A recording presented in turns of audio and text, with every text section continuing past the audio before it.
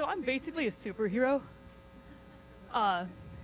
Which is to say, I have like one of those very specific powers, and my power is that I'm totally impervious to embarrassment. Like things that other people would like leave the country, change their name, live in an underground bunker for the rest of their life, don't faze me at all. So it's sort of like being a regular superhero, because you know, like they walk around with their underwear on the outside of their tights all the time, and so do I, and it doesn't faze either of us. Or like, you know, they'll spray an embarrassing viscous liquid in front of their crush. And I do that too. And, oh God, that came out worse than I was expecting. But my point is, I have this superpower and it guides me through life, which is fortunate because I have this equally powerful terror, which is I hate rejecting people. I hate it so much. I've never in my life said no to a Facebook friend request. I've just let them like sit there for 6 years if I don't want to say yes. I've done this. Or another time, I gave my number to a man named Galaxy that I met at a bus stop. I knew his name was Galaxy because it was tattooed on his neck. That is how much I hate rejecting people. So I use my superpower when I can to avoid situations where rejection would be necessary. And these two facts about me collided one year when I'd just been on one of those first dates where like 50% of the people on the date think it went really well. But it wasn't the right 50%. Like, he was one of those tall, lanky guys who looks like every superhero looks before the serum hits him. And he called me Petri unit. He said that I was a big step up from his previous female. Which it's always great when you're referred to as a female. It really makes you feel adjective.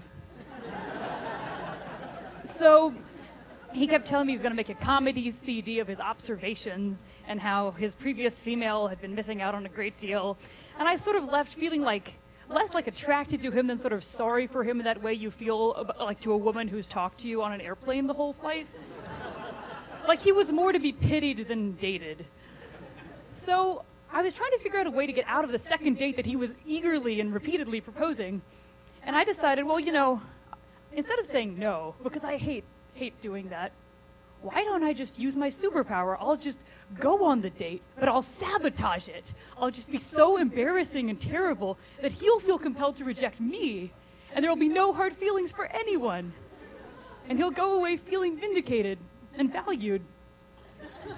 So I told my friends this, and they were like, Petri, that's the worst idea we've ever heard. And I was like, no, superpower, remember? So I perused the Wikipedia article for how to lose a guy in 10 days to bone up on my technique. And I began by showing up at the date 2 hours late, which I thought was a strong start. But didn't faze him at all. He was like, yeah, no, I just read Wikipedia in the car.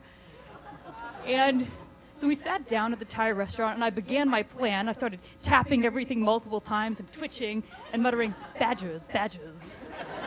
Moving the silverware, twitch, badges, badges. And he's like looking at me, but he's getting this like soft look in his eyes. And he like leans in and he goes, wow, I feel really safe. This is probably a good time to tell you I have Asperger's. So that strategy was not going to work. I went to the bathroom to regroup, and I looked at my reflection in the mirror, and I'm like, you can quit now, or you can try to level up. So I looked around for props, and what I saw was hand soap.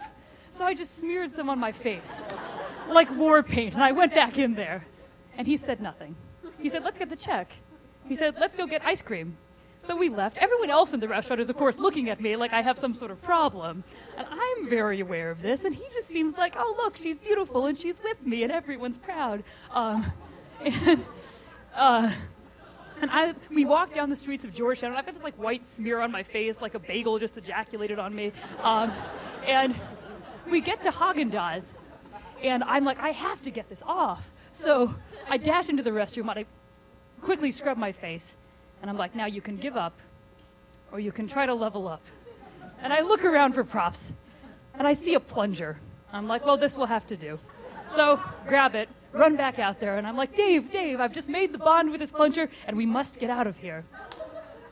And the guy behind the counter at Haagen-Dazs, who's seen everything in his life, is just like, no, miss, you need to give me back the plunger.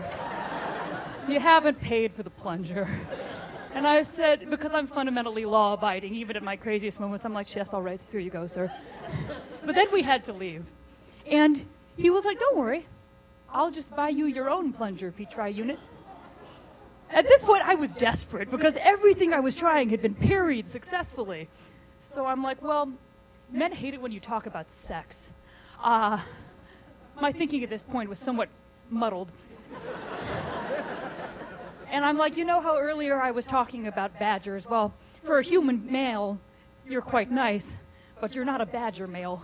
And neither are you Ringo Starr, and truly the only thing that lights my rocket is the combination of those two things. And I began to explain and wave my arms, and we'd been walking in step, and I noticed that he'd continued to walk and was getting farther away. And I thought, yes, it worked, I got rid of him.